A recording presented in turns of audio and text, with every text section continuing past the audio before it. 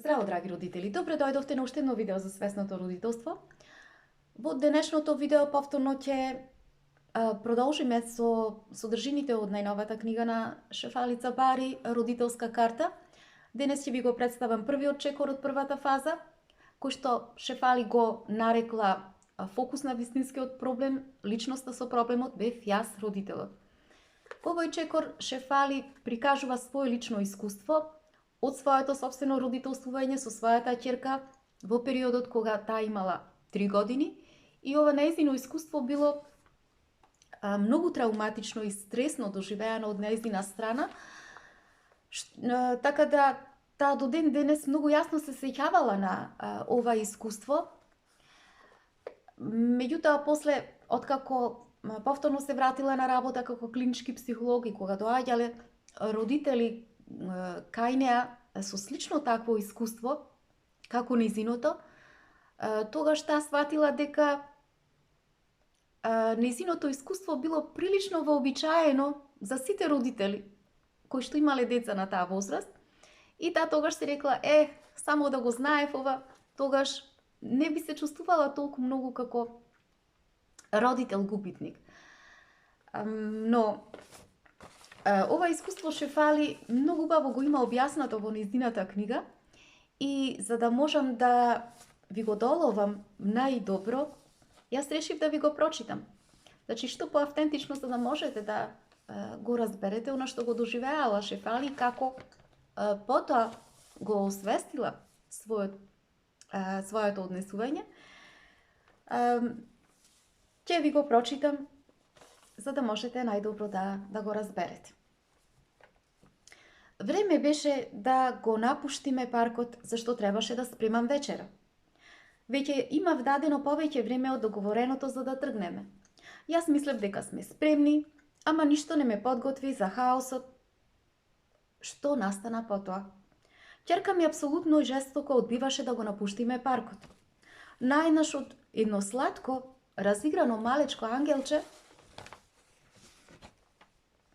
таа се претвори во еден обседнат ѓавол. Дали ова вам ви се има случено, родители? Каде еден момент вашето дете изгледа нормално, за во следниот да се претвори во едно бесно, остро и налудничаво суштество. Ова мене ми беше првпат. Да ви кажам дека бев крајно шокирана, засрамена и исплашена е малку од тоа што можам да ви го опишам. Ќерка ми буквално врескаше, и не само тоа. Таа плачеше, завиваше и рикаше во текот на целата 20-минутна прошетка на враќање до дома. Остро морав да ја ставам во количката, зашто постојано се бунеше, но количката како наеднаш да се претвори во електрична столица. Рацете ѝ беа надвиснати, телото ѝ беше вкочането, а со очите не сакаше да воспостави никаков контакт. На патот до дома сите минувачи ми испраќаја остри погледи. Се чувствував како најлошата мајка на светот. Со зачудени погледи ме посматраја и се прашуваа: што ли му направи оваа мајка на тоа кутро дете? Но моето дете не попушташе. Мислев дека се онесвести од умор. Ама се излагав. Таа стана уште погласна. Секоја секунда за мене беше тортура. Пробав многу очајни тактики и го одвлекував вниманието. Викав, мрморев, плачев, пцуев, паничев, ништо не ми испеваше. Паузирав, пеев, повторно ја смирував, ја тешев и се заканував, ја подкупував. Го искористував мојот навидум страшен глас, мојот сладок глас, мојот луд глас, мојот љубезен глас. Ја задевав, се шегував, ама ништо. Целата логика и разум ја испробав. Конечно се опуштив и се предадов на мојата судбина, на големиот срам од враќањето до дома. Тоа беа најдолгите 20 минути во мојот живот.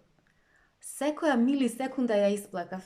За мене тоа беше најпонизниот момент во мојот живот. Кога стигнав дома, мојата ќерка победи. Се чувствував како вистински губитник, како невредна мајка. Влегов на влезната врата и не можев да престанам да плачам. Јас сум најлошата мајка на светот. Јас сум вештица, која што треба да ја одведат во комора, да ја мачат и да ја спалат. Преку безпомошноста и паниката која што ја имав и која што ги доживував, од мене наеднаш, како една огромна лава на емоции, излезе заедно со бес и фрустрација. Почнав неконтролирано да врескам и да викам. Во тој момент се појави сопругот на вратата. Со презрив глас почна да вика како сум успеала да се доведам до тој степен на вознемиреност со своето дете. Тоа предизвика уште поголем срам кај мене и паника.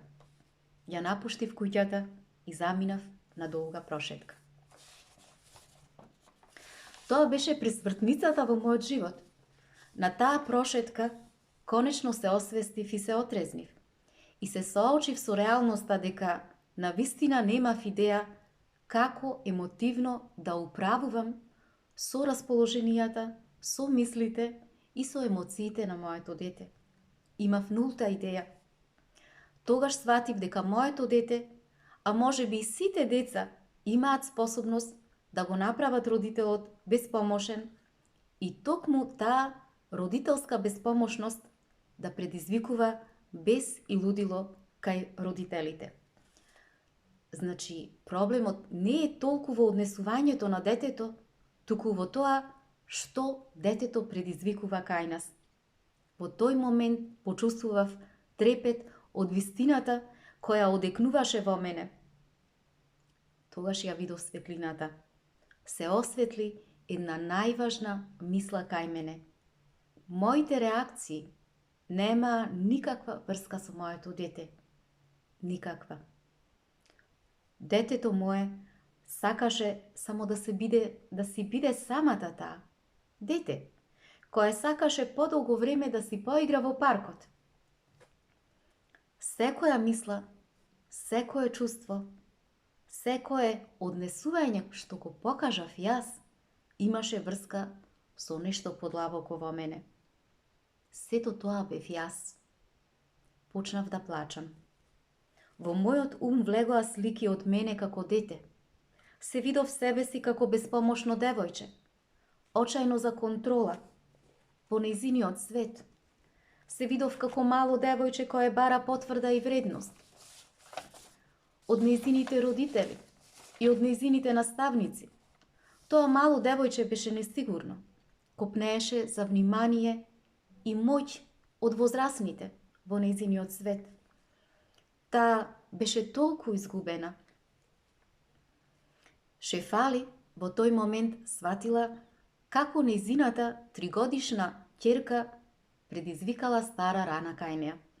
Кога таа не ја послушала тој ден, одбила да и се подчини на нејзината волја, кај Шефали се запалило чувството на безпомошност. Се почувствувала неефикасна и немоќна. Исто како кога таа била дете. Старите рани повторно тогаш и се појавиле и ја заслепиле. Таа од состојба на паника само сакала да си го спаси своето девојче. Но, токму како резултат на таа паника, можела само да си го виде своето собствено дете како непријател кој треба да го победи. Изгубила секаков допир со емпатијата кон своето дете и било каква свесност за емоциите на своето дете. И како што Шефали пишува, малото дете во мене ме превзеде и ги заврти работите на несвесност кон мојата ќерка.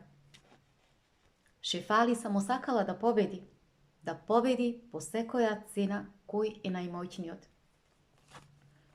Толку силна била болката од нејзиното детство, која што ја довела до обстаночна состојба.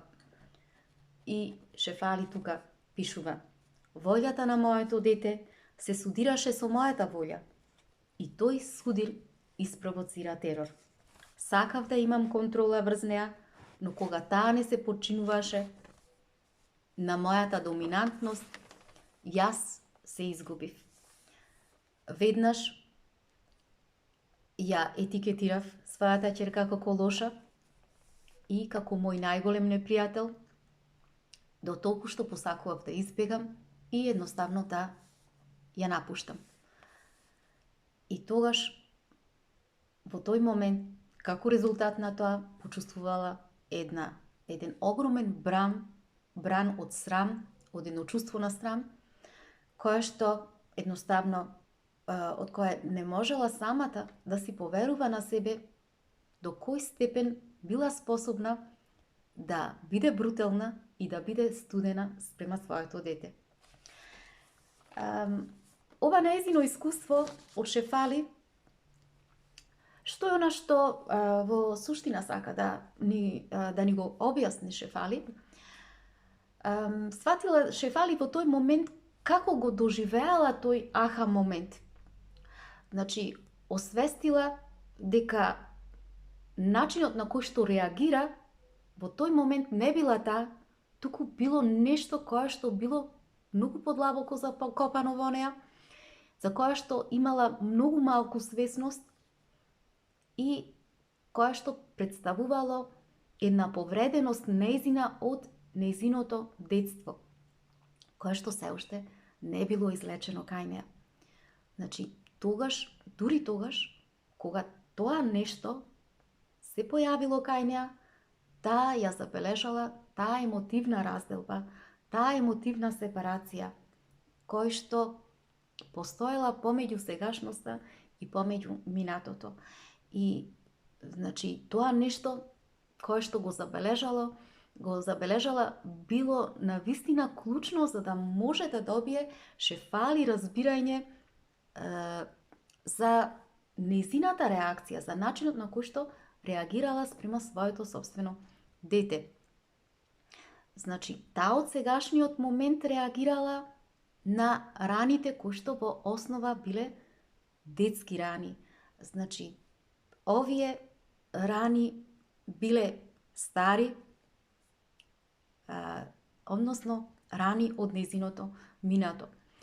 И токму оваа свесност која што ја добила тогаш, ја како гром од ведро небо ја удрило и ја потресло до состојба таа да почне да се разбудува, да разбере дека и да и стане јасно во тој момент дека начинот на кој што реагирала не било заради нејзиното дете, туку заради нејзините неизлечени рани.